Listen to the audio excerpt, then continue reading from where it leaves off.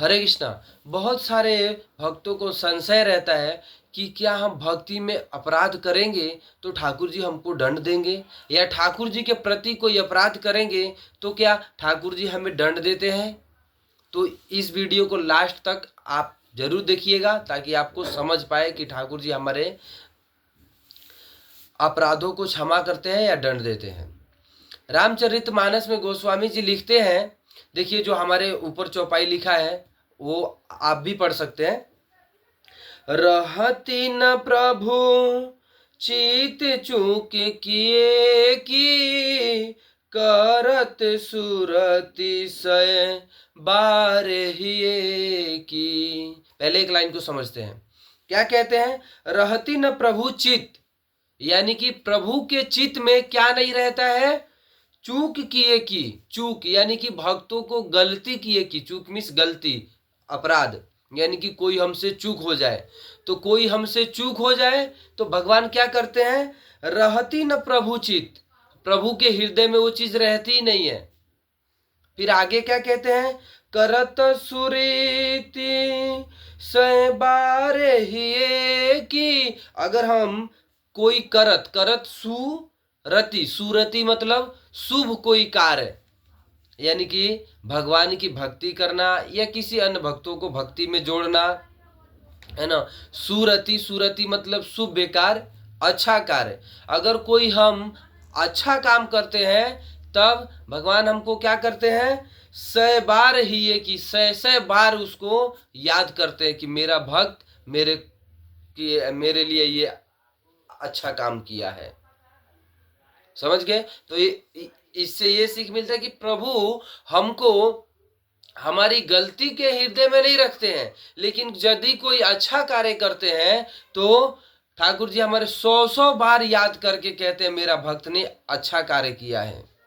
ठीक उसी प्रकार भगवत गीता में भी भगवान श्री कृष्ण कहते हैं कि हे अर्जुन, मेरे भक्त का कभी मैं विनाश नहीं होने देता हूं। यानी कि विनाश मतलब उसकी गलती नहीं गिनता हूं, खाली जो उसके शुभ शुभ कार्य है वही गिनता हूं। नीचे कहते हैं कि जेहि अग बधऊ व्याध जिभी बाली। जैसे जैसे भगवान ने अपने सुग्रीव मित्र के लिए क्या किया, व्याध, व्याध मतलब शिकारी होता है, व्याध मतलब शिकारी, शिकारी की भांति भगवान ने बाली को मारा। क्यों मारा, क्योंकि भगवान के मित्र का वो अपराध किया था, इसलिए मारा। लेकिन आगे कहते हैं फिरी सुकंठ सोई कीन कुचाली। सुकंठ में सुग्रीव जी कहते हैं कि फिर वही चाल, कुचाल यानी कि सुग्रीव जी ने कर दिया भगवान के साथ। भगवान ने बाली को मारा, बाली को मारा और मारने के बाद सुग्रीव को राजपाट दिया, और फिर वो राजपाट में इतने खो गए कि भगवान को ही भूल गए कि मैंने क्या वचन ठाकुर जी से लिया था, क्या दिया था, यही भूल गए। तो भगवान ने लक्ष्मण जी को, यहाँ पे हमारा मूल शब्द क्या है, भगवान अपने भक्तों को अपराध का दंड देते हैं कि नहीं देते हैं, ये चीज समझना है। तो भगवान ने लक्ष्मण जी को बोला, धनुष बांध दिया, बोला कि जाओ और सुग्रीव को समझाओ। लक्ष्मण जी बोला प्रभु मैं मार दूंगा सुग्रीव को।